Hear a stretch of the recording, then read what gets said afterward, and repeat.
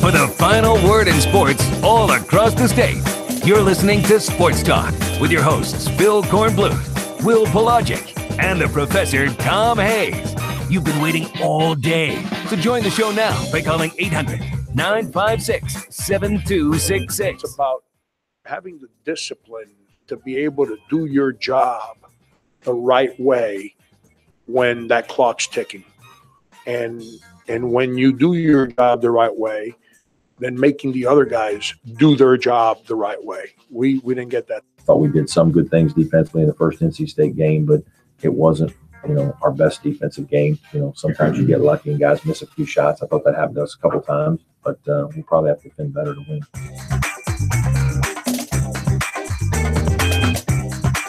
Good evening, everybody, and welcome into Sports Talk, South Carolina Radio Network here on a Wednesday night from downtown Columbia. Phil Kornbluth, Will Pelagic, the Professor Tom Hayes back with us tonight. Phone lines are open, 800-956-7266. Email talkback at sportstalksc.com. On Twitter at SportsTalkSC. Pretty quiet day till around 5 o'clock, which is typical. And then things began to pop. Brian Bowen is a Gamecock. The 6'7", highly thought of basketball player who is from Michigan, went to school in Indiana, then went to Louisville, the center point, one of them, of the scandal that rocked college basketball back in October, but never himself accused of anything. It was the people around him, his AAU people, his father, and all that. Ended up not going back to Louisville for this semester. And then Jeff Goodman of ESPN broke the story this afternoon that he had enrolled at South Carolina. And USC has since put out a release saying that he not only has enrolled, he is on campus, and he is now counted as a member of the Gamecocks. Not eligible to play at this particular time as a transfer. The NCAA would have to give them some sort of relief for that to happen. But he is in the program, at least for now, and a chance to work under Frank Martin. And I would assume his plan is, if he doesn't get eligibility for this season, to come back and play next year starting in December. He has to sit out 2 semesters. Mm-hmm. I mean, I'm saying that because now I don't know about the one-and-done rule, how that would apply to him as a guy that was at Louisville in college, then transferred to South Carolina. I mean, technically, he would have his year in college. Yes. If he is that kind of player who wanted to go on to the NBA. He would, but I think that you don't make this kind of move if you're going to go inside the draft process. I think you just kind of sit yourself out or try to, play open gyms or whatever until you want to go to the NBA. I know that Dorial Green Beckham did this when he left Missouri to go practice basically for a season at Oklahoma and then went into the NFL draft without playing it down for the Sooners. I think this is a little bit of a different situation because this young man does not have any collegiate experience on the court anywhere whatsoever. So one would think that he will play for the Gamecocks at some point, whether it's immediately after a relief from the NCAA or waiver from the NCAA, or at least, as you said, December of this year after he sits out the semester and next. But this came completely as a shock to, I think, everybody, Corn. I don't think that this guy wasn't even looked at undergraduate, at least initially, by South Carolina. And I have some questions. I really do, because this is not just a simple open and shut slam dunk. Hey, you get a great player who's leaving from another program. There are some questions not only about whether or not this guy will be immediately eligible, whether or not the NCAA's Committee on Infractions will find any wrongdoing in terms of Louisville, and whether or not there was any particular payment from the folks at Adidas toward his family, toward people connected to him. I know that even if it doesn't touch his hands, it's still something that you have questions about. And you also have questions about the character of a young man who takes that type of payment and takes that kind of sway that comes his way. Well, this is why they talked to the athletic director, and they brought it to the Board of Trustees meeting yesterday when they were discussing this situation. This is a very unique situation that I think is unprecedented in South Carolina athletics. I would think that South Carolina has done its due diligence here, that they have run this up the flagpole to the highest level via the NCAA. and their own internal people to investigate this thing. I don't think you do this unless you know you're on the good side of things here from that standpoint. Number two, he has said he knew nothing about the allegation. He knew nothing about any transfer of money to his father. The father has denied it. The mother has denied it as well. And so until somebody comes up with some proof, and I think we still have to believe that you have to have proof before you convict somebody, then I think mind should remain open and benefit of the doubt should be given. We're talking about a high school kid here, regardless of what his talent is on the basketball court. He's still a high school kid who should be treated fairly and should not be tried on Twitter and should not have to go through the tribulations of the opinions of people on Twitter about whether or not he's guilty of anything. Well, they have not penalized him. From that standpoint, they have not tied him in. I mean, they've investigated him, and to this moment, the NCAA has not. Louisville sat him down. Louisville did not let him play. Not the NCAA. And now, because he transferred, he's not able to play. Not because the NCAA has said you're ineligible because of these allegations. I understand all that, and I hate to sound like I'm playing devil's advocate here, but if all this is not true, Corn, then why are Tom Durich and Rick Pitino on the unemployment line right now? Well, I can't answer from what the people at Louisville were thinking. I think they were just trying to head things off at the pass and reacted as quickly as they could to the information. Again, you're talking about adults, and you're talking about the basketball coach at Louisville and the AD, and their responsibility is to their program, not to this kid. In that, if there wasn't a kid part of the program. Well, not when he was being recruited, not when this apparently was going down, and the allegation of the money going to his AAU coach and to his father to get him to an Adidas school, which was believed in the investigation to be Louisville, because that's where he ended up signing. There's been nothing to pin it on him. I mean, until somebody can say with certainty that he knew it and was participating in this pay for play sort of deal, then I think he's scotch-free. I'm not saying that it's something that he's automatically implicated by association, but this is not just a simple open and shut. Like I said, you go get an awesome player from a school that didn't play this particular gentleman. There are some questions, I think, from South Carolina's perspective that need to be answered. And I know that they did put out a release. Frank Martin had a statement. Ray Tanner had a statement.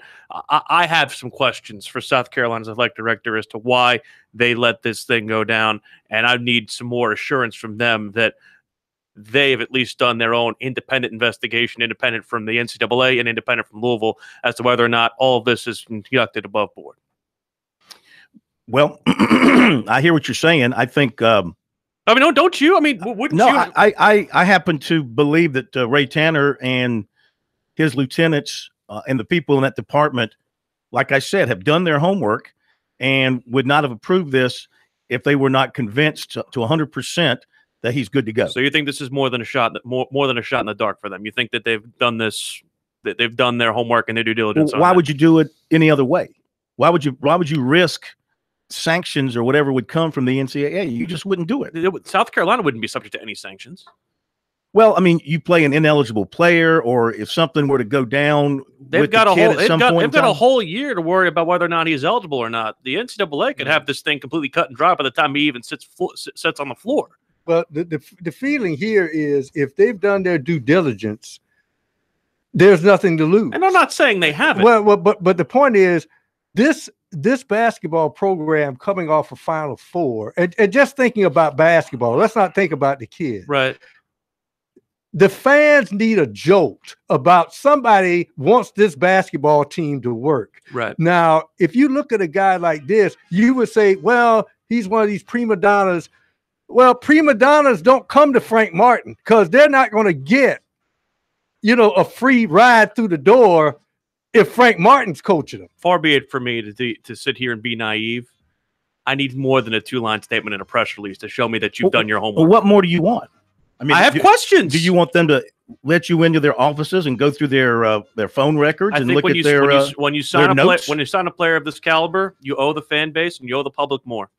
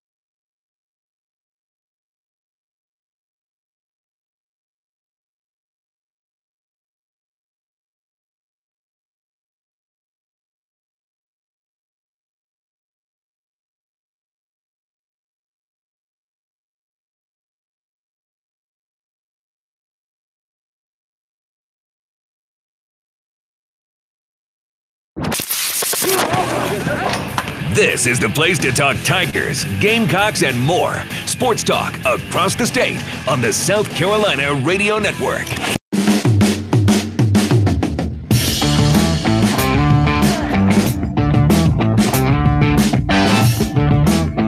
We are back. Sports Talk, South Carolina Radio Network, 800-956-7266. Your thoughts on the developments of the day with Brian Bowen now at USC.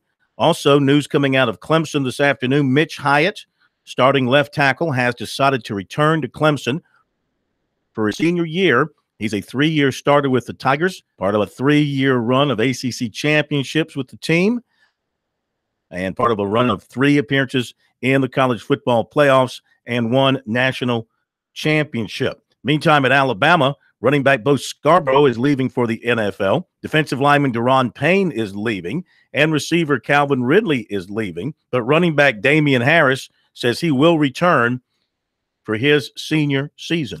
To the keyboard warrior who said, I don't have the intestinal fortitude to ask Frank Martin that to his face. Please ask him at his next presser. And then he says, you have the opportunity to question him. Go for it.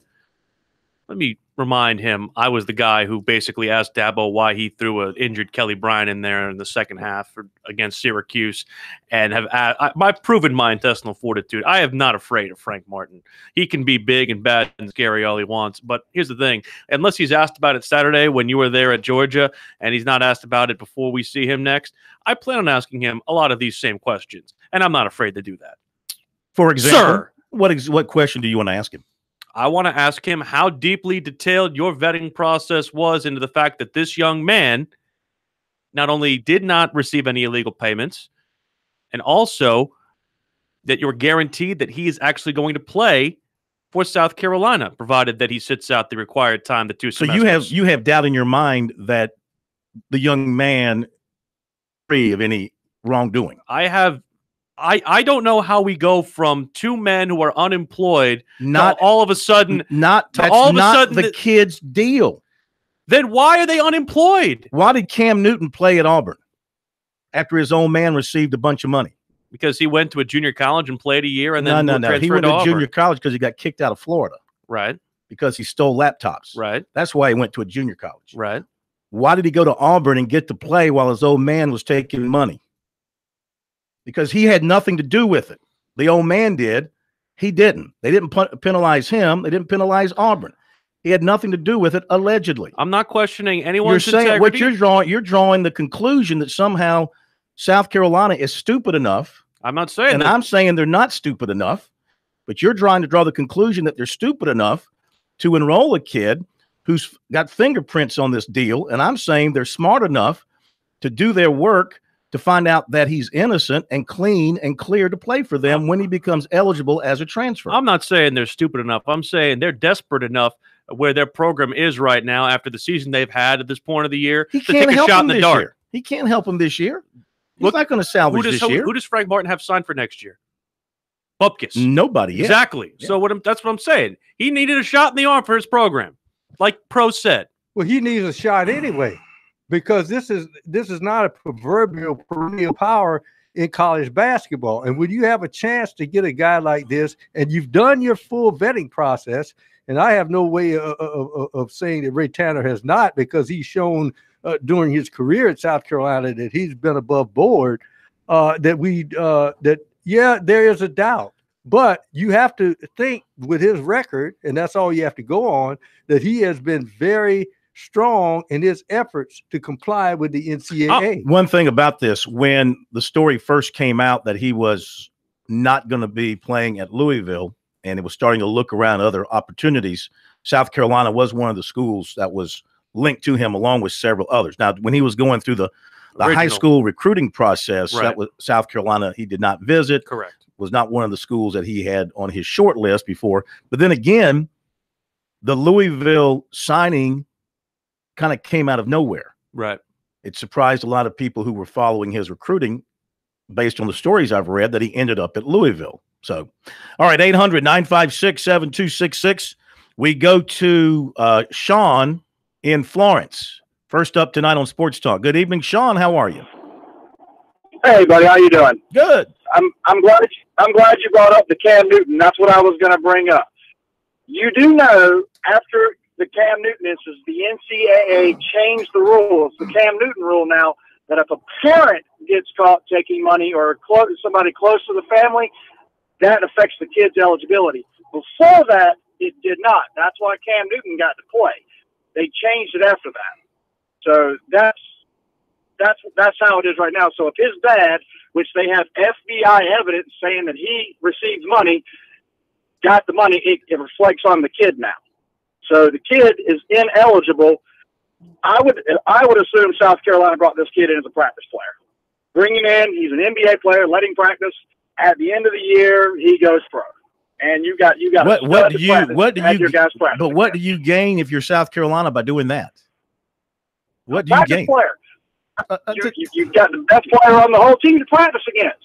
You know, like he's probably the best player they see all year long. I'm not saying they brought him in to be a practice player. I don't see that. I don't think they brought him in to be a practice player. I do think that there is significant doubt about whether or not he'd be eligible by the time he's eligible to play. Doubt by who? By the fact that you have the FBI, the feds did not come in and go to Louisville and say this on. Can you talk without screaming? No, because you guys are coming at me as if I don't freaking know this story. You don't. I do know this story. You know nothing. You know less than nothing. You're right. Going off of hope that Ray Tanner read his homework. I'm going off of the belief. Going off of hope. I'm going off. I don't have to hope. I'm going off the belief in the integrity. Okay. Of Ray Tanner and Frank Martin. I'm going off. Now, are you questioning their integrity? I'm questioning whether or not this guy. No, you are. No, he's questioning. I'm questioning whether or not this guy's going to be able to play for the Gamecocks. Yes, I am.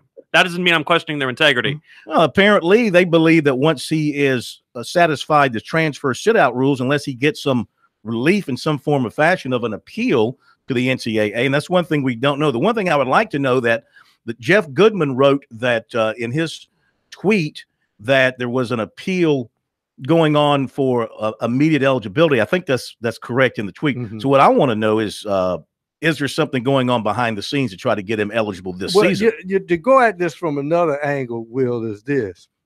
What does the kid gain? He could do like the Ball brothers, go overseas and play and be getting paid for playing professionally and then maybe going to the NBA draft. Why would he go through all these machinations of going to enroll in a major university, going to class, when he could be making money right now? Ask yourself, why is he going? There's a reason why this is national news, gentlemen, and it has nothing to do with the fact that he is as good a player as he is. He's going through national news because his family was implicated by the FBI for allegedly taking money from a shoe program. Has been admitted to South Carolina, Goodman wrote, and will seek reinstatement from the NCAA. Again, I ask you, Will, if that's the case, why is he putting himself through this then? Because he thinks he's innocent. But no, I'm saying even if he's innocent, he could be overseas making some money playing basketball, then going to class. He certainly could. So ask yourself, put yourself in his shoes. Why is he going through this? Let's go to Drew in Charleston. Next up on Sports Talk. Hello, Drew. Hey, what's up, guys? How are you? Good. I'm just a casual fan, and I'm not partial to the Gamecocks or anything like that, but I do listen to all their games. And I thought Martin sounded like a pretty good guy through the interviews the last couple of years. Isn't this his third year?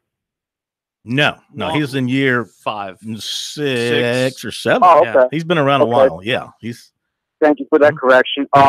That makes the point even more glaring that he doesn't have a decent number 1 or number 2 on that team right now, and it amazes me. I know the one kid, the Philadelphia kid, dropped out of school and has come back, but isn't eligible to play yet, right? No, they were talking about the New York kid, Brack Felder. Beatty is with them. Yeah, it's there's no doubt he is. They are shorthanded this year. And I think not having Felder and not having having Dozier leave early for the draft. Hang on, we'll come back to you if you want to hold on. Kind of left them short-handed. Holden being injured, exactly. This is, we saw him last night. That was not a good performance at all, offensively or defensively. And I don't know, if it's going to get any better against quality teams that they face coming up. I don't mean to say that I'm questioning their integrity. I'm just saying don't think that there isn't some inherent risk by doing this.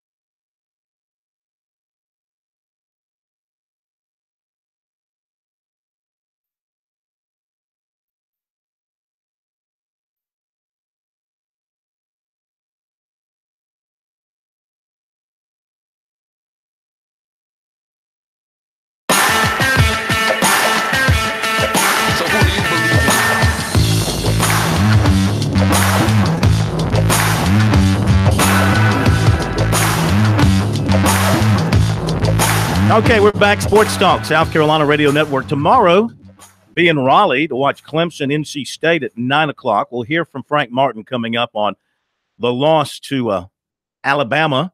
That's now been overshadowed by the news that South Carolina has picked up the transfer in Brian Bowen. Let's talk about him as a player for just a second. 6'7", and McDonald's All-American, top of everybody's list, must have a ton of skills as a 6'7" guy who handles the ball well, terrific outside shooter. I guess you put him up there in the category of a Zion Williamson in terms of the talent level and the NBA future. Am I correct in saying that? Well, I think he's built somewhat. Will, you can tell us that he's not the same player size from Missouri. Michael That's Porter? Injured, yeah. He's a lot smaller than he's 3 inches smaller than Right. Michael Porter is. This is what I'm trying to say. Yes. okay? What are you trying to say?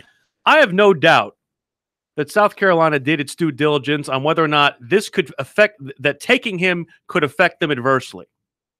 I do not know if they have necessarily, and I don't know how they could have done their due diligence about whether or not he can actually be eligible to play.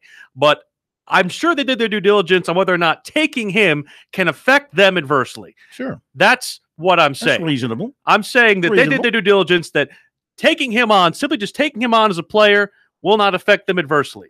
Just because him being on that program would not affect them. I'll go a step farther and suggest that not only did they look at that to protect themselves, but they also look to make sure from the NCAA, barring anything else coming up in this case, that in their eyes, he's clear and free potential NCAA punishment. And I'm telling you that the employment of the 2 men at Louisville cannot give you such assurances, is what I'm saying. Well, I'm saying it's got nothing to do with the kid. I mean, the kid is. How could it not? We just went over this. You're trying to say that if you believe what he says, that he had nothing to do with it, and nobody can prove otherwise. I believe the FBI is who I believe. Okay, they haven't attached anything directly to him. All they said was he was delivered to Louisville via the money going to his AAU coach and to his father, and they wanted him. Which the gentleman on the air just basically proved is a guilt by association, and that's a rule on that. Well, I mean that's a good point. But to this point, the NCAA has not stepped in and said, "Well, you know how glacial pace they work at." Well, I give you that, but I still believe, until proven otherwise, that South Carolina has gone up the chain of command with their. I mean, if their compliance people haven't checked this out thoroughly to the point where they are convinced everything is fine, then they're not doing their job. And I personally believe that they've done that. I think they've done it to the point where they said this can't hurt us in any way, is what I think. Well, and then that's your answer. Then that's all you need to know. That's basically all I'm saying. But they took an extra step, because you don't run everything up the flagpole to the board of trustees. Mm-hmm. Now the board of trustees gives their thumbs up. Yeah, and I'm sure they're asking the same question: can this hurt us any? And the answer is no. Then that's fine. Mm-hmm. But I'm not saying that there isn't a risk in bringing this guy in here because of what has been attached to him. Whether it's fair, whether it's not fair, it just is. And here's the non-risk. When other people see, well, South Carolina at least gave the guy a chance. And Frank Martin doesn't take a lot of crap. He doesn't take any crap off anybody. So this kid knows if he wants to play college basketball, this is his last straw, and he's not going to get a good car fare and everybody treating him like the king when he gets on that court. So he has to take a chance as well, which is why I'm saying, if I'm the kid, why do I go through this? All right, 800-956-7266 is our number. We go to Tom in Aiken. Next up with us here on Sports Talk. Hello, Tom. Hey, what's going on, fellas? Just another calm day. Yeah, I'm going to change the subject just a second. Does anybody know if Dabo went in Alabama's locker room after the game like he did in Syracuse? Well, you were there. Did he go in the locker room? No, he went straight to the interview room from the Clemson locker room. Mm-hmm. From what I understand. That's what I said. Okay, just wanted to know. All right. Well, I think the difference is, and I get what you're getting at there. I mean, Alabama's used to beating people. Syracuse isn't, at least not in the last 20 years. Here is an updated story from Jeff Goodman on the Bowen story. He said he has a quote from the kid. I'm really excited to get an opportunity like this with a terrific coach like Frank Martin and a program like South Carolina. Bowen was suspended from Louisville men's basketball program shortly after news broke of the investigation into an alleged payment involving Adidas, Louisville, and his father to steer him toward the Cardinals. The school declined to seek his reinstatement with the NCAA. He recently told Outside the Lines that he had no knowledge of the alleged payment. Quote, I don't know anything about it. Bowen also said his goal remained to play college basketball, even if there wasn't much interest from schools because of the uncertainty regarding his situation. He arrived in Columbia over the weekend, was officially admitted on Monday. How did this happen and nobody knew about it around here? Where are you insiders at? Well, sleeping? Wake up, you insiders. That's why we pay our $4.99 a month. Crying out loud. Now the school will submit for reinstatement in hopes he will be able to play next season for the Gamecocks. Yeah, because he has to still sit out because of a I didn't know if transfer. perhaps they might waive the whole transfer thing. No, they can't do that. They can't do that. He went on to say, his lawyer, Jason Setchin, said, quote, I'm elated that South Carolina and Coach Martin have given Brian the opportunity to play college basketball and fulfill his dream at the collegiate level. Corn, why does he have a lawyer if he didn't do anything wrong? Everybody's got a lawyer. Oh, man. Have you got a lawyer? You better. Have you got a lawyer? I don't. Oh, you better. You probably need to get one after tonight. Especially if you didn't do anything wrong. You better get I have the utmost confidence in South Carolina's compliance and ultimately the NCAA. We believe the NCAA, once they have heard all the evidence, will promptly reinstate Brian. End of quote. Just to rehash what happened, federal documents contend that Adidas funneled $100,000 to an unnamed player, later identified as Bowen, to sign with Louisville at the request of a Cardinals coach. The FBI says Bowen's father, Brian Sr., accepted the money. The investigation into the matter resulted in the firing of Patino and Jurich. There you go. Back to the phones. Nope, I'm not going back to the phones. 800-956-7266 is our phone number. Email talkback at sportstalksc.com, on Twitter at SportsTalkSC. Lines are now open if you want to jump on board with a comment, an observation, a take on what all this means. Are you okay with South Carolina doing this? That would be the question to Gamecock fans out there. Are you okay? You feel like everything is on the up and up and in the clear as far as South Carolina and Brian Bowen are concerned? Is this a big a deal if South Carolina is not 1-3 in SEC play? That's the other part of this. I think they'd love to be 3-1 and adding this gem of a basketball player to their also program. Isn't as big a story if he's 3-1 and Texas A&M is 0-4. Maybe they should have made the move. We're going to where, Brian? I'm sorry. Bear. Where? Bear is where? Bear's just York, out there. South Carolina. Where?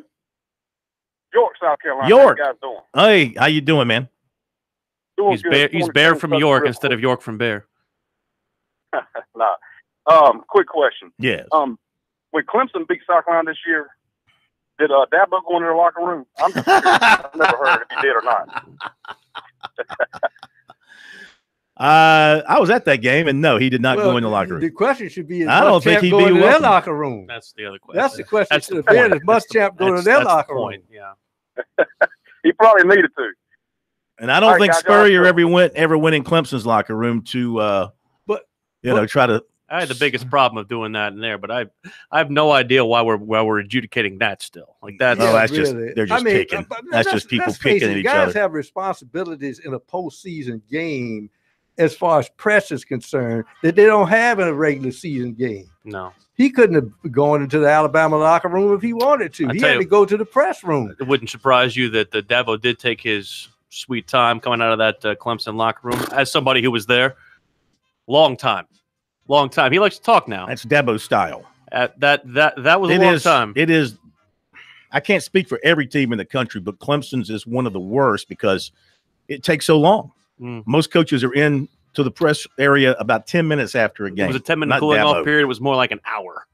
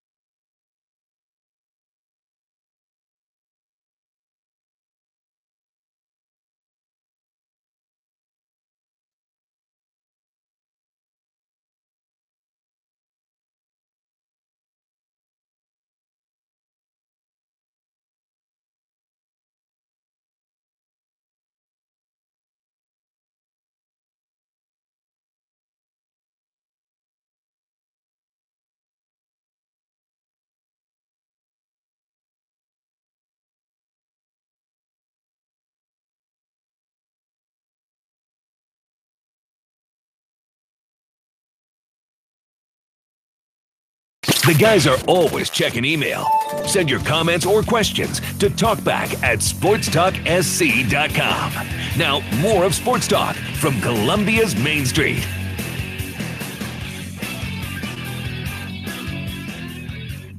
Okay, we're back at Sports Talk, South Carolina Radio Network. 800-956-7266 is our phone number.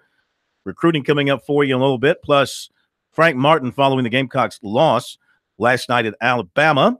Continuing with your phone calls, 800-956-7266 in Florence. Up next. Hello, Ricky. How are you? Fine. How are you, Phil? Great. Okay. We sitting here talking about this young man that had committed to Louisville, right? Yes. Okay. Where was his actual choices in the initial process of his recruitment? Not Louisville. Initially. Was it South Carolina? No.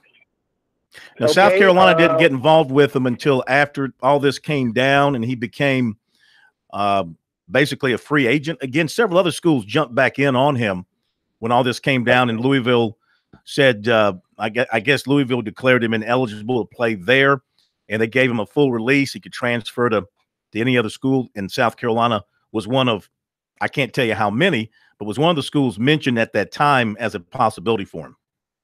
Right. Okay. Well, that was my biggest concern. I was just wondering because I'm a basketball fan for Carolina, but where, I mean, again, like I said, where was his initial recruitment? I'm looking at an old ESPN thing here where I'm seeing Michigan State, Texas. NC State, Texas, UCLA, Arizona, DePaul, and Creighton. Oregon was took a visit to Oregon, I believe. He did not visit Louisville until May 29th, and then named the Cardinals his leader 3 days later and committed the following. And Louisville is an Adidas school. Yes. Yes. Okay. Well, I'm a great fan. Listen to you all the time. First time caller. I just kind of curious. I've been listening. Appreciate your phone call. Keep in touch. And there's not many Adidas schools out there. Texas A&M is one that's now turning to basketball, and the biggest one is Kansas. Yes. All right. Thanks for the call. 800-956-7266. So a happy day for Frank Martin today by getting Brian Bowen into school. I guess yesterday he was in school. Not a good night last night because of the loss at Alabama. They just didn't play well early, fell behind, did make a little bit of a run, but then Alabama got hot again in the second half. South Carolina never D'd them up. Alabama ended up shooting over 55% for the game. Yeah, they were shooting more than 60 for the entire contest. The South Carolina themselves limited to 36%. Chris Silva, 9 points in just 18 minutes. He fouled out with 6:46 to play. Here's some of what Frank had to say last night following a 76-62 loss in Tuscaloosa. Yeah, disappointed in our inability to stop the bleeding in the second half in that one stretch of the game. It's been our downfall all year, is we just let teams go on these crazy runs. And part of that is inexperience. Part of that is lack of leadership. And then obviously another part of that goes on my shoulders. We've got to fix that problem, or else you can't win on the road in league play. Were you overplaying Sexton, trying to really be aggressive with him? And how did that lead to their inside guys being as proficient as they were? We didn't guard. We didn't defend anybody today. We put some rules in for Sexton going into today's game defensively, and from that standpoint, I thought we were halfway decent. But our rotations were bad. Everyone else, Wes fought Sexton halfway decent as far as guarding him. But everyone else just didn't guard the ball. We didn't do. It's just we weren't very good defensively. Coach, were you surprised at how Alabama decided to go inside out? Is that what you guys were game planning for? Did you expect them to be more guard oriented? This is year 3 for Avery in the league. Is it 3 or 4? I don't know. I'm getting 3. That's what I thought. Avery doesn't coach. Let's just shoot bombs. His teams attack the paint. And that's why Sexton's leading the league and and one of the leaders in the country in free throw attempts, because they attack the paint. The job they've done with Hall is amazing. I think they're trying to rediscover themselves a little bit. And this is just my opinion. I have no idea with Riley Norris not being around anymore. They need different guys to do the stuff Riley did. But they just attacked our bigs. Our bigs were not good today. We weren't good offensively. We weren't good defensively. And his guys were. They attacked us. But we did outside of Wes on what's his name, Sexton. The rest of the guys never guarded on the perimeter, so it put a lot of pressure on our bigs. We have Chris's leadership against Vanderbilt. Obviously today, again, the foul trouble, fouling out with 6 minutes left. Is that what you're talking about too? Is the fact he can't stay on the floor to kind of give you that leadership when you need it? Yeah, and then offensively he didn't play well. He made some horrendous decisions, and there's 3 guys guarding him, yet he's still trying to fight 3 guys off to shoot the ball. But 4 of his 5 fouls today were in non-competitive plays. They weren't blocking shots, taking charges, trying to guard a guard off a ball screen because we switched. And 4 of his 5 fouls are just bad plays. And that's leadership. When you hear coaches talk about toughness and leadership and all that, it's about having the discipline to be able to do your job the right way when that clock's ticking. And when you do your job the right way, then making the other guys do their job the right way. We didn't get that today. Okay, Frank Martin from the Gamecocks lost last night at Alabama. And one thing that I'm keeping an eye on, and I think it's something that is a problem for them this year, and that is the turnover to assist ratio continues to grow the wrong way. They're now 20. It's a 20 turnover difference, 20 more turnovers and assists after last night. And that's just indicative of the problems they're having at guard, the lack of a true point guard, the inability to make the next pass or the unwillingness to make the next pass, to look for a better shot, and then to make that shot too. I mean, they're not a good shooting team. They got killed in the paint last night, unlike the Vanderbilt game where they scored 32 points in the paint. And Martin was feeling good about that. Last night, they got destroyed in the paint by Alabama. Well, the key point here is, as you say, not a true point guard or even 2-point guards, because I contend last year they had 2 guys who played the point, including Sindarius Thornwell.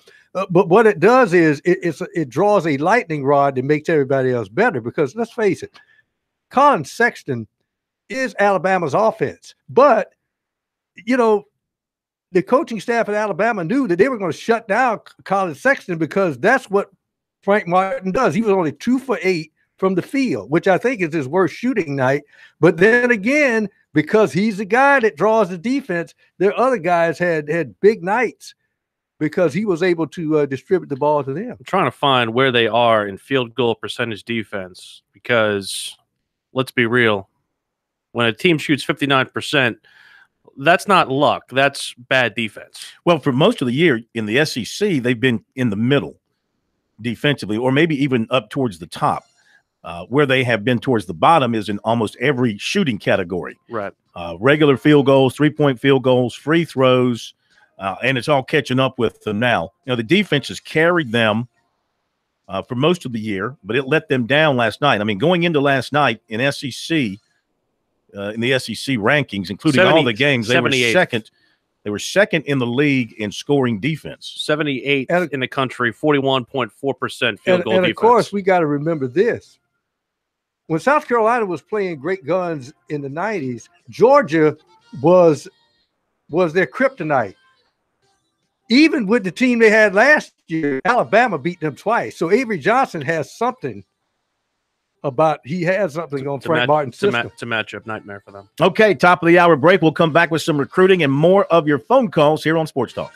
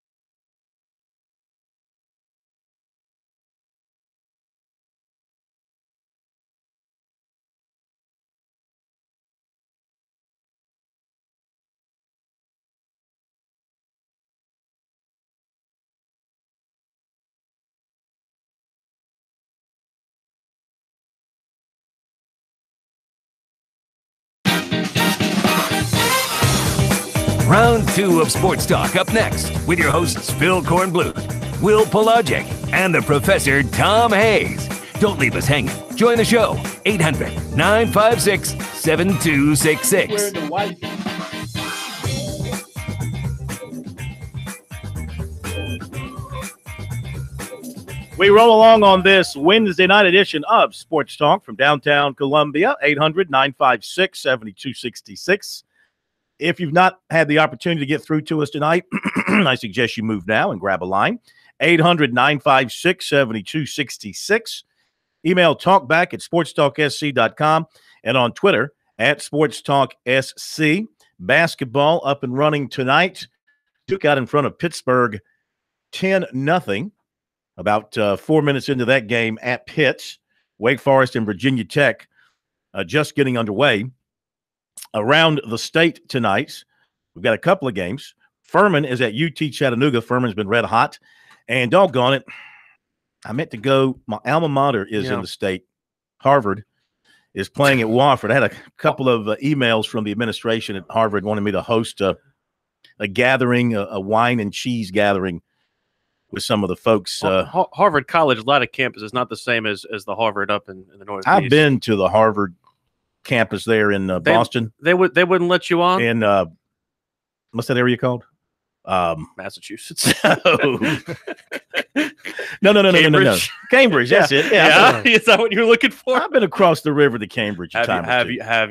Have you been across the ocean to Cambridge? I have a hat. I have a baseball cap that says Harvard. That's okay, that's the closest you'll ever get to a Harvard I wear diploma. that, and people look at me like that guy must have gone to Harvard or something.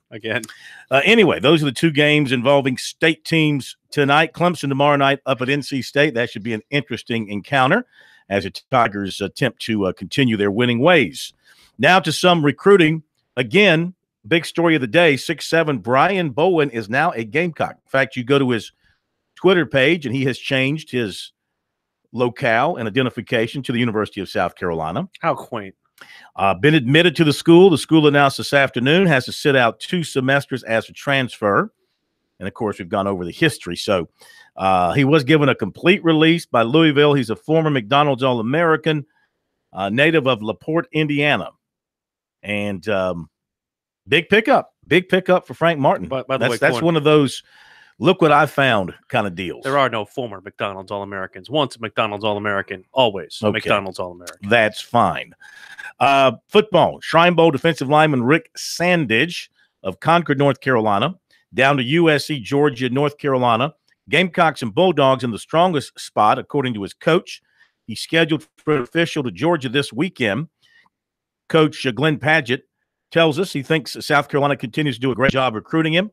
Very familiar with Coach Bentley and Travaris Robinson, and Muschamp, he says, done a great job of staying in touch. He saw the Gamecocks play in person 4 times this season, and the fact that they had a 9-win season and a bowl victory, that has put them in a favorable position with him. The coach said that they're a young team, and he really likes what he sees with what they are doing on defense and where they are heading. Scheduled for his official to USC on the 26th. North Carolina is on the 19th. He won't announce a decision until signing day. USC put out several offers in the state of Tennessee yesterday, including one to defensive back Adonis Oti of Murfreesboro. He's a former Tennessee commit. Also has offers from Arkansas, Alabama, Florida, Cincinnati, and others.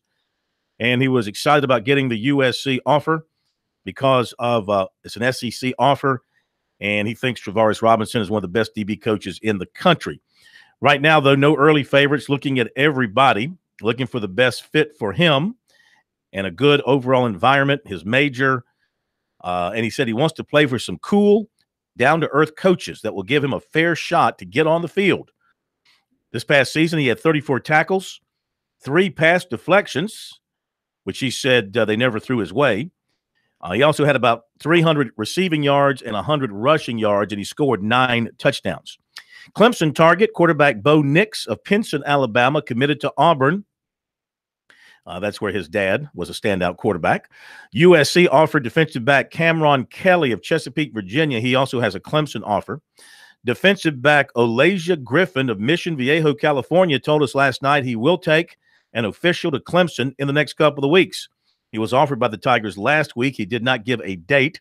He's a former UCLA commit, and he also has offers from Alabama, Tennessee, Florida, Auburn, and others. Clemson target defensive back Patrick Surtain Jr. will visit LSU this weekend. He has been to Ohio State, and Clemson is working for a visit. Florida, Florida State, Alabama, and Miami are also involved. Florence native defensive end Dorian Jarrow, College of the Canyons Junior College in California, was offered by Oregon. And back to basketball, USC women make the final 9 with 6-2. Samantha Brunell of Ruckersville, Virginia. ESPN Hoops Girls ranks her the #1 player in the country in her class.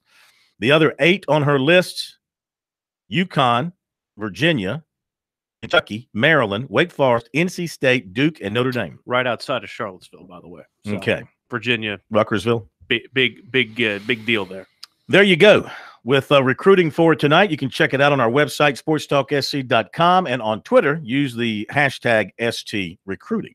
800-956-7266 is our phone number. Lines are open if you want to join us. Everybody done yelling at me now? Was that it? Everybody's done yelling at me for just having a discerning eye towards this situation with Brian Well, Bowen? who yelled at you? You did. Couple an hour ago. I had to yell because you were screaming, and so to be heard, I had to get louder than you. If you keep things at a conversational tone, see, I can't do that. Well, you have to try to keep it at a conversational tone. It was. And I was just pointing out that you shouldn't question people of high integrity. I think it's poor to question people of high integrity when you don't know anything. Nobody has earned a complete hall pass other than the man upstairs. And to question whether or not South Carolina had done its due diligence and not checked into this thoroughly. It's not like they just said, "Oh, come on down," like I said, and we'll let the things fall where they fall. Like I said, they had to do their background work and be satisfied that everything is in the up and up. Like I said, they did enough work to satisfy that this cannot hurt them. I don't know how much that they could have done other than just what else are they supposed to do? I would protect themselves, right? That's what I'm saying. Okay. I'm not saying that they didn't do that. I'm saying that to all of a sudden say that he's innocent because he's coming to South Carolina, that's a leap. That's an absolute leap. Well, it's a leap to say he's not innocent. The FBI thinks otherwise. They don't. They indicted his father. What? No, they haven't indicted anybody. No. Indicted? Nobody's been indicted. The FBI came out and accusations. Said, they haven't indicted. That's a court action.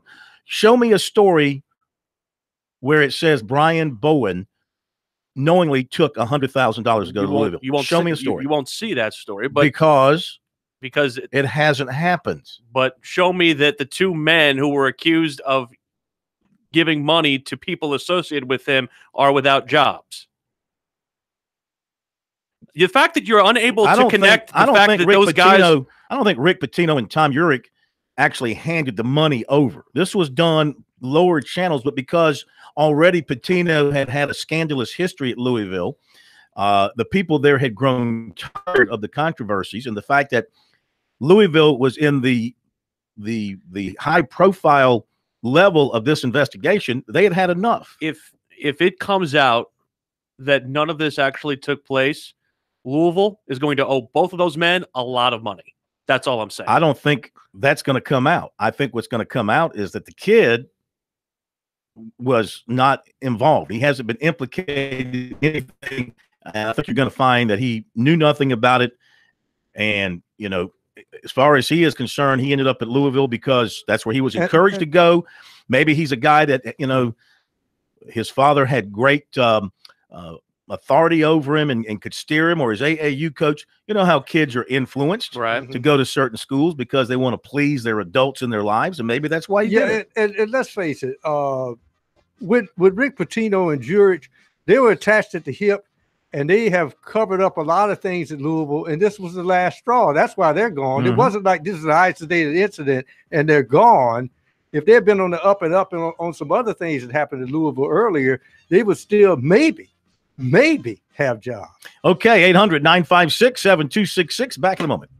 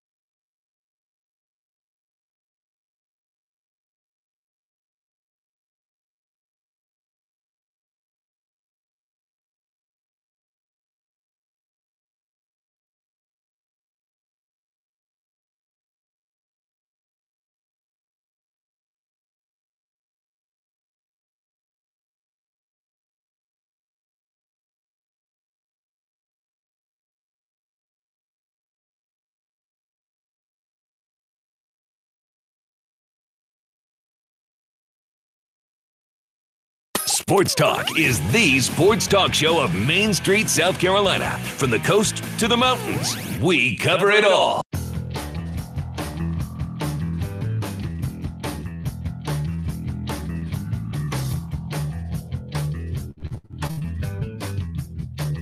Back we are, Sports Talk, South Carolina Radio Network. Be sure to check out foundersfcu.com and learn how they can assist you in all of your financial needs. We have some fresh comments from Dabo Sweeney on Mitch Hyatt returning for his senior season. He said that, quote, getting Mitch Hyatt back, he's down in Houston right now for the Bear Bryant Coaches Award dinner tonight. He said that's the best recruit you can get.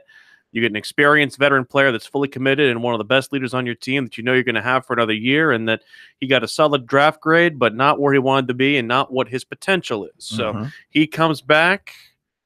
Find out earlier today about Deion Kane going early, joining Ray McLeod, Van Smith, and Taylor Hearn in the league, and still waiting to hear on at least the 3 defensive linemen and Kendall Joseph on Clemson's side. And a lot of the I guess, chatter back and forth is the fact that, the fact that we haven't heard from these guys could portend that they might be coming back. If Clemson hangs on to Wilkins and Bryant, Cleveland Farrell, and Farrell, my goodness, to go along with what's coming in on the defensive front, KJ Henry, that would be pretty awesome. Boy, that is it. Also for the coaching staff and the fans, it kind of gives you excitement, but also gives you worry.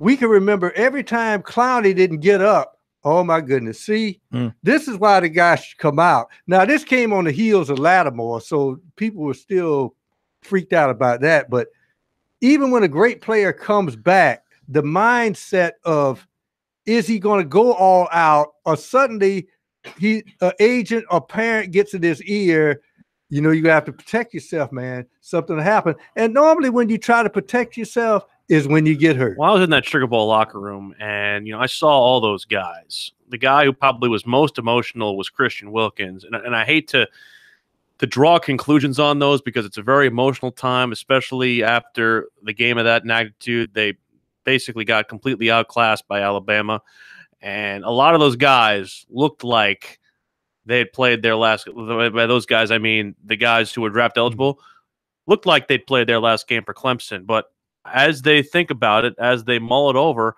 as they watch the national championship game, they have until Monday to decide. Maybe they all kind of got together and say, you know what? We can go back for one more run at this thing. Now, like I said yesterday, I don't begrudge any of these guys for leaving early and taking their money because of the fact that this is a business decision at the end of the day.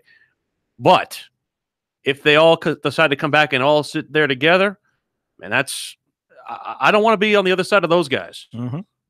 Different type of sport. But remember when all the Florida guys came back and won the national championship in basketball? Joe Cano and all those guys? Yeah. And I'm glad you mentioned that last game because I didn't get a chance to comment, but a quick comment, Phil.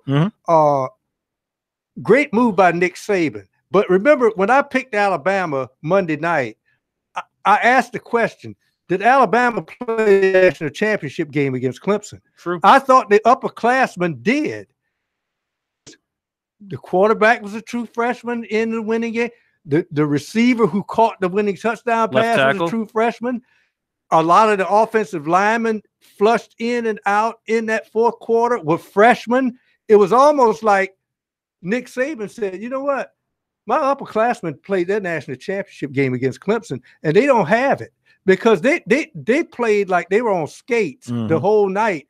Those freshmen got in there, and that's what's scary about Alabama. They got so much talent. They go back in the back part of the cupboard and still beat you. Alabama might lead the country in guys who have something to prove, whether it's guys who were overlooked or guys who basically can't crack the starting lineup on that team, or just because, like your Tua Tagovailoa, who are blocked because you're on a position where only one guy plays. I mean, that's a situation where, like you said, Pro, they had the motivation, and that could be the similar kind of motivation that Clemson and its draft-eligible players could face going into next year. 800-956-7266, our phone number if you want to join in on the program tonight. Basketball-wise, Duke running it up on Pitt. It's 29-12, 8:35 to go in the half. Virginia Tech playing on the road at Wake Forest, up 21-7, about midway through the first half there. Duke is taken out on Pittsburgh. Pittsburgh basically playing the sacrificial lamb for what NC State did to the Blue Devils a couple nights ago. Kevin Stallings, tell you, not going well for him at Pitt. Nope. At this point in time, and things are starting to get a little bit rough for him up there. Folks are starting to get a little bit grumpy because they were bad last year. They don't appear to be much better this year, and they're getting their heads handed to them tonight so far against Duke.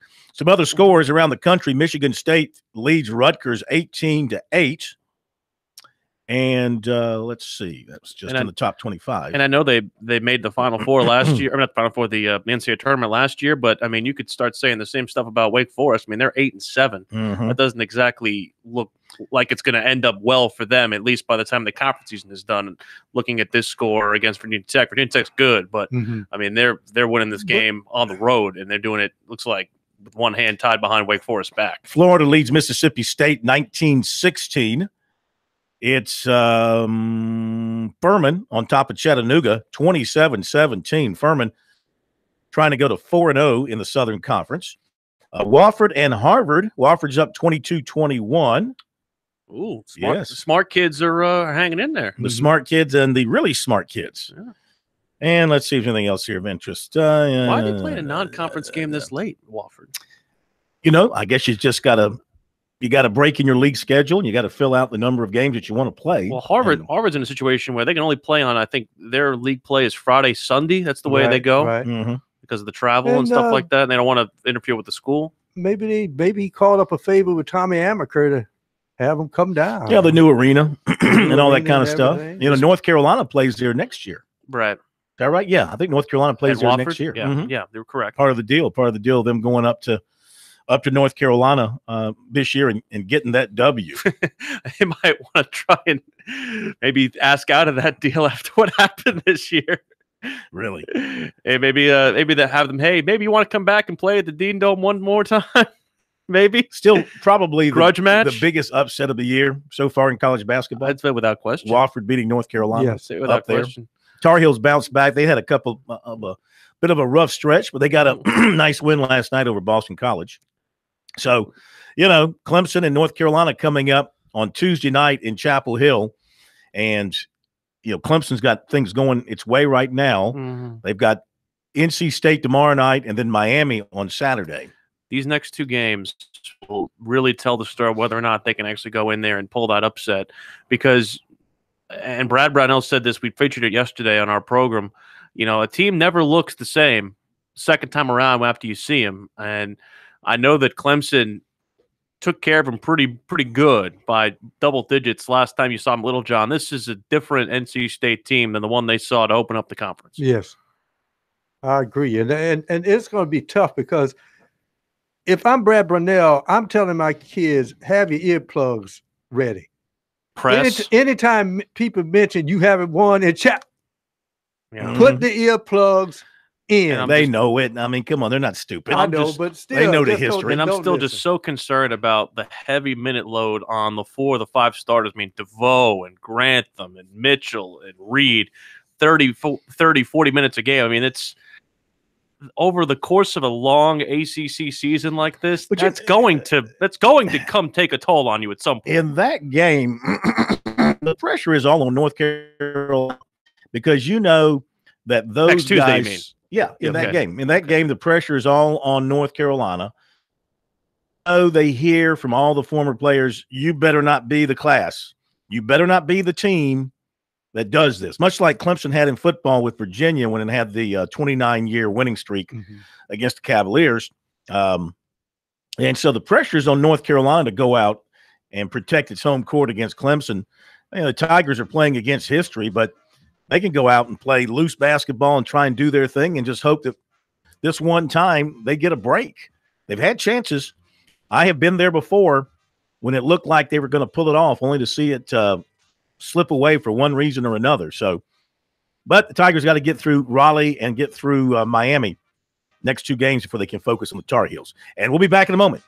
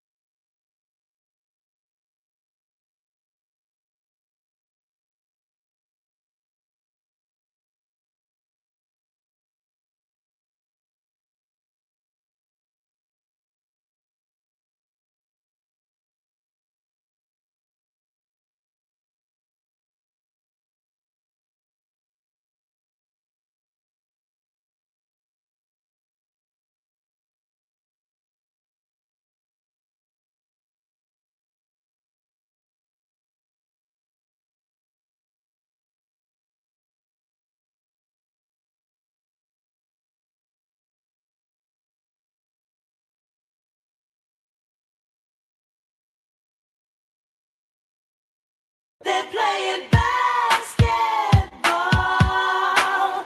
We love that basketball. They're playing basketball. We love that basketball.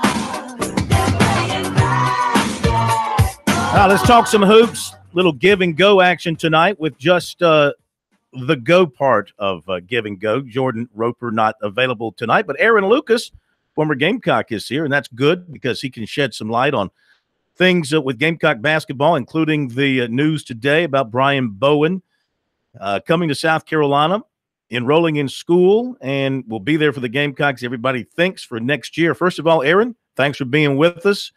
And what do you think of the news that came out this afternoon about the arrival of Brian Bowen at USC?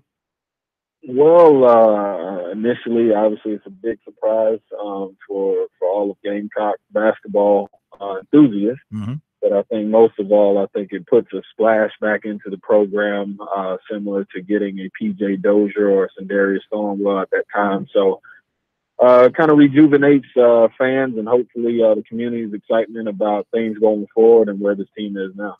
So he is ineligible to play the rest of this season.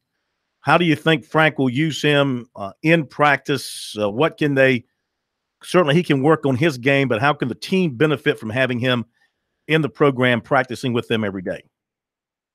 Well, I think it puts I don't want to say pressure, but it gives some of these other guys and young guys an opportunity to really understand that, you know, this college athletics is a big deal. So if you're not ready to go out every day and practice and in games and try to earn your keep, you know, things like this can happen where you bring in a high value recruit that can obviously turn your program around. So I think it's going to make them a lot more competitive and obviously and I think they would be looking for this guy regardless of the record. But in your mind, speak to that a bit, Aaron, because I know that's the kind of thing. In addition to that kind of guy, you get that kind of guy to help your team. But I'm sure, I don't want to say it's an indictment of what's there now, but you have to think, like you said, the pressure's on a guy like a Justin Minaya or even some of the other guys who might not be getting as much playing time to basically say, hey,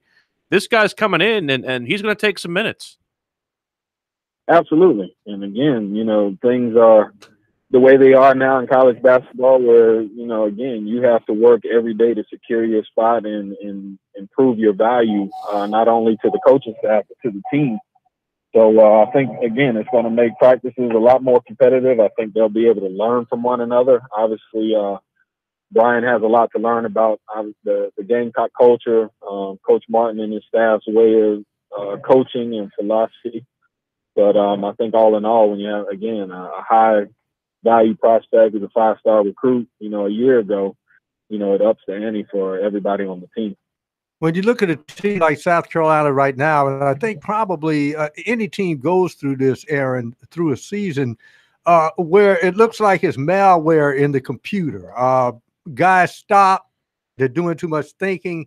The play, especially half-court defense, half-court offense, not smooth. The mental part of trying to get out of those wrinkles, what is the process of trying to do that? Because physically, this team still looks like they can play, but mentally, they look like there are periods like the 2 14-1 runs that Alabama did that they were simply out of it. Well, I think what you're talking about, you know, at this time of year, especially when you have a team that is brand new, I think a lot of people have to keep in mind this team is new, returning 2 starters in Silva and Kotar, and a lot of guys are filling in roles that they haven't filled before, and then you have grad transfers who are coming in again, learning coach's philosophy, learning the culture here. So, you know, it takes time to build that consistency, but I had an opportunity to talk with Justin and I and just tell him, you know, you have a little bit more extra time watching film, kind of studying yourself, seeing, you know, where where things are going well and where some things you can improve on. And they'll have to do that as a team. That won't be anything that they can figure out and get done in practice. They'll have to do that individually so that collectively they'll be a lot better. Talking with Aaron Lucas, little give and go tonight with the go part of our tandem. So last night the Gamecocks lose at Alabama, 76-62. Two things stand out. Not very good. Well, three things. Not very good on defense. They allowed Alabama to shoot 59% for the game. Not very good on offense, as the Gamecocks shot only 36%. But the one consistent thing we're seeing here, Aaron, is the assist to turnover ratio is really getting, I think, out of hand. You tell me. You're a point guard. It's now a 20 turnover difference, 20 more turnovers than assists at this point in the season. From problematical, obviously it's not good, but I mean, you're a point guard. You certainly want to be on the plus side of that statistic. Absolutely. I think when you have more assists and turnovers, that shows that you're sharing the basketball, but most importantly, you're putting your teammates in positions where they can be effective. And I think right now, I had an opportunity to go to the Vanderbilt game. It looks at times, again, the guys are just unsure about what they need to be doing. And, obviously Chris Silva had a big game against Vanderbilt, but we can't rely on just him throughout the whole season. Each guy is going to have to do their part. I think Wesley Myers played well again. But falling back to the question, the consistency at the point guard spot is going to lead to other guys having good opportunities. And there are times where you have young guys, again, trying to figure this thing out and playing high-level basketball where scouting is going to be a big portion of what goes on the floor. So they just have to relax and adjust. Again, continue to watch film and see where they can take advantage of opportunities. And, again, I think they'll continue to improve in that category. Yeah, it's interesting, Aaron, how much shutting down Silva is kind of like cutting off the head of the snake because, everyone talks about, and Frank Martin talks about this almost exclusively, about how much getting paint touches predicates them scoring. But, Alabama, with its post strength yesterday, was really able to defend Silva well and get him into foul trouble. And just the fact that once you shut Silva down, you don't have a secondary scoring threat. It seems South Carolina is very limited, don't they? Absolutely. I think Mike Kotsar was the guy that I think everyone was expecting to be that secondary guy to Chris Silva, especially in the paint. And it seems like he's still trying to figure out where he fits in the offense. I think he's still a talented player who can do a lot of things on the floor, but I think at times we just haven't seen him take the next step. Felipe Haas has obviously shown signs of what his capabilities are, but again, a lot of his contributions are coming from the perimeter. So Chris Silva's very important being on the floor. I think he's done a good job in the last few games of trying to play a little bit better and stay out of foul trouble. But teams know that they need to attack him on offense and, of course, make him pressure him a lot more on the defensive side and try to draw those fouls. Yeah, Kotsar looks like he's suffering from the same thing that Dante Grantham did his sophomore year, have a good freshman year. And as they say, you can use the cliche sophomore jinx or a little sophomoric knowledge is dangerous. So who knows? But as far as the post position is concerned, as Silva as a distributor, because you see him post up and be able to throw the ball out, but sometimes you have to repost twice and get a guy open. Do you see them more Silva with his back to the basket, trying to use him as a facilitator to pass out to the guards who set up maybe on the perimeter? Yeah, I've seen that a lot. Again, what they're trying to do, it seems, is to obviously push the ball inside to Chris. And Chris is still a project when it comes to his offensive game. Obviously, he's improved in a number of ways, but he still has a number of different things that would help him and help the team out. So it's almost kind of what you're alluding to. You throw it inside. If he doesn't have an initial move, it goes back out, and that's it. And that's kind of where they are right now. I think as he continues to develop as an offensive threat, it will help the perimeter guys and get them more comfortable as well. All right, Aaron, thank you so much, man. We really appreciate it. We'll catch you next week. All right, thank you, guys. Good hearing from you. Aaron Lucas, former Gamecock. Unfortunately for South Carolina, they only have to face maybe the best player in the league on Saturday in Yante Maiden. second in the league in scoring, first in rebounding, Especially and when- loves to pound the Gamecocks inside. Especially when Obede's on the floor.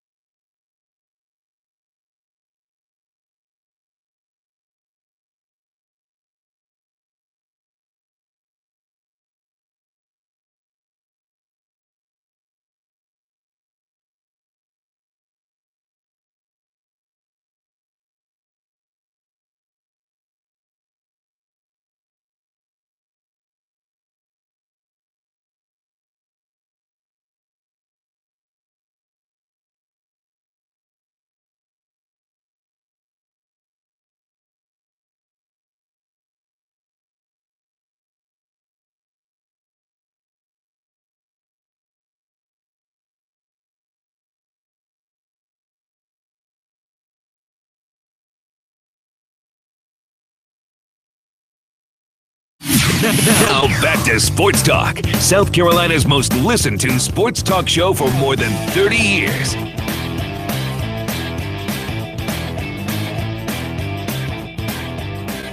Okay, final minutes of this Wednesday edition of Sports Talk. 800-956-7266 is our number if you want to jump on board. Let's take a look at some of the stuff on our Twitter timeline. A lot of comments about the Bowen addition to the USC program.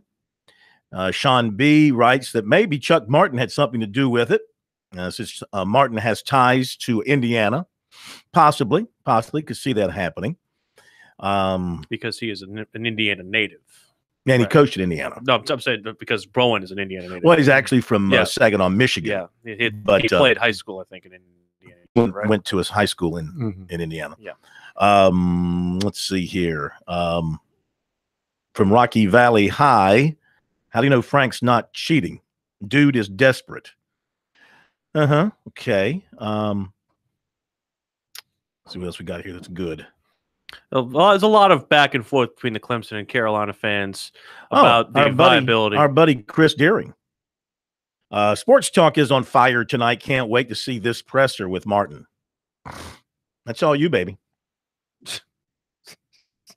It's all you.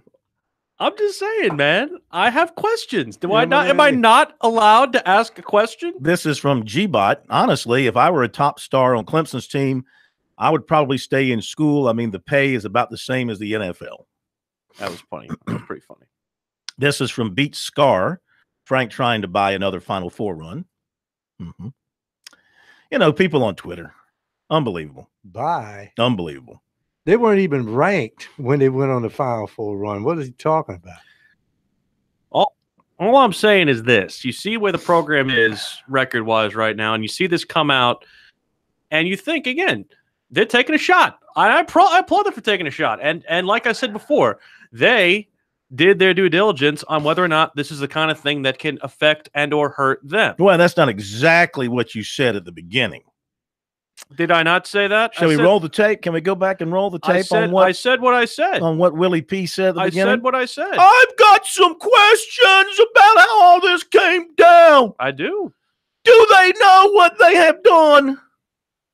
That's not me. Do they know that they might have created the biggest That's not controversy in the history of college basketball? That does not sound Did they like me thoroughly invest? I have my questions, and I want my questions answered at the top. You know what it is. And I'm not scared.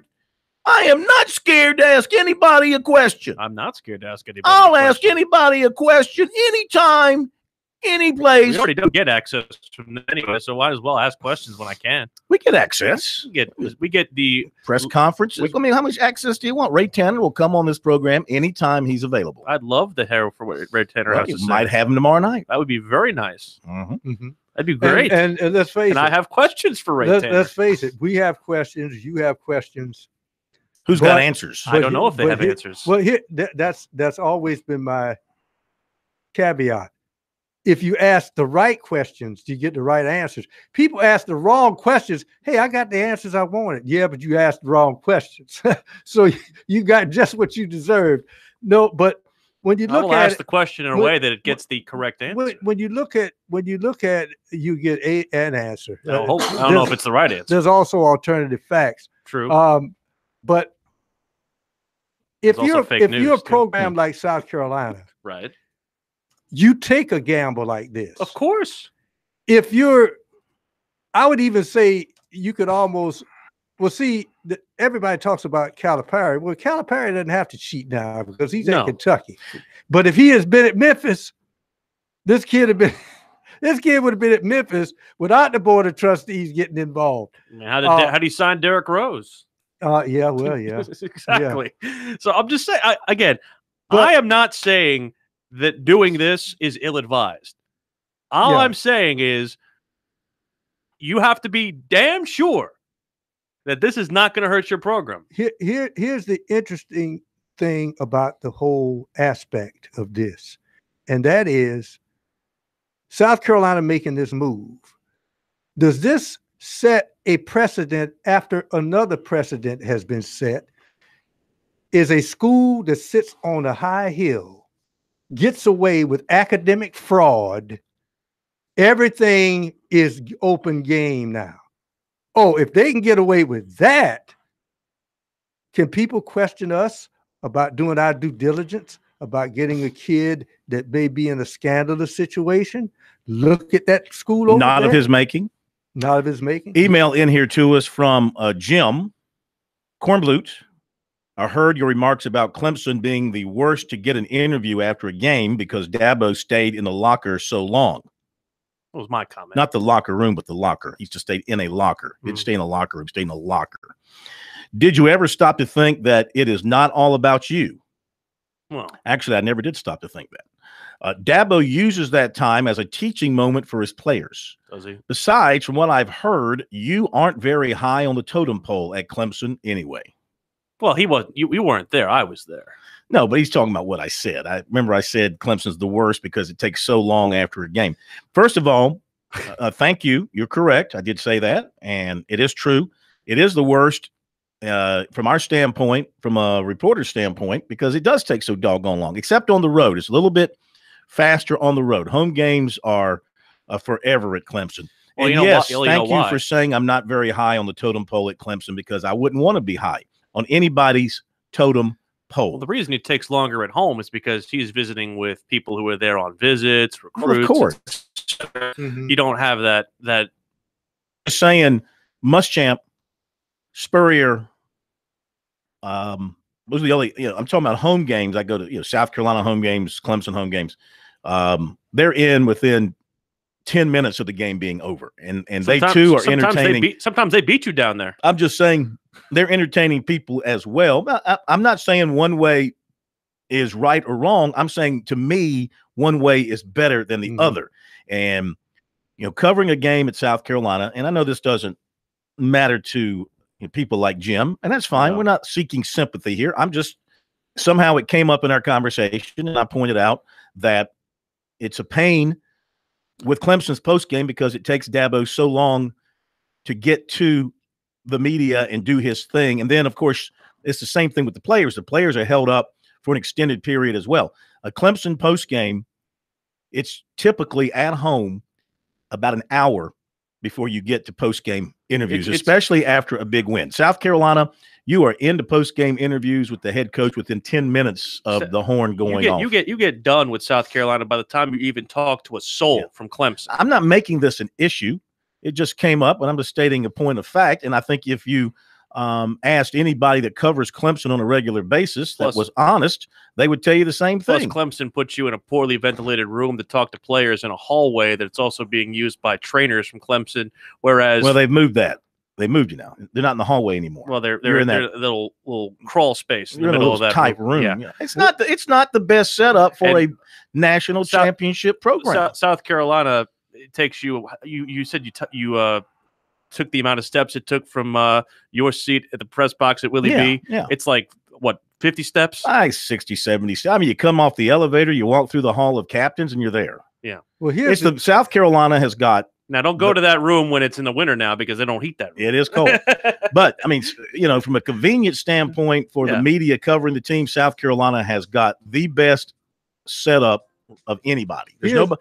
No, in terms of just being able to get out of your seat, go down the elevator, and be at the interview spot. Now, I don't like how they bring the players in and sit them behind a table 2 by 2. I prefer the players. One thing I do like about Clemson is they bring the players in and distribute them, and you can go from player to player and get your own stuff. Now, here's the correct question in this whole situation. Why would a fan be upset about what the media says about the interview arrangements after that game? He's just a hater. He's just trying to poke at the. He's just a hater. That's fine. He's trying to poke at the corn ivory tower. He's a Clemson fan that you can't say anything of a derogatory. Are you questioning his character about Clemson? Yes. Okay. If I said the sweet tea up there wasn't sweet enough, he'd be upset about that. Well, it's not. That'll do it. I'll be in Raleigh tomorrow night. Look forward to being with you from there. We'll have more good stuff. Have fun in the land of pepper sauce barbecue up there. You got it. Have a great night. We'll see you tomorrow.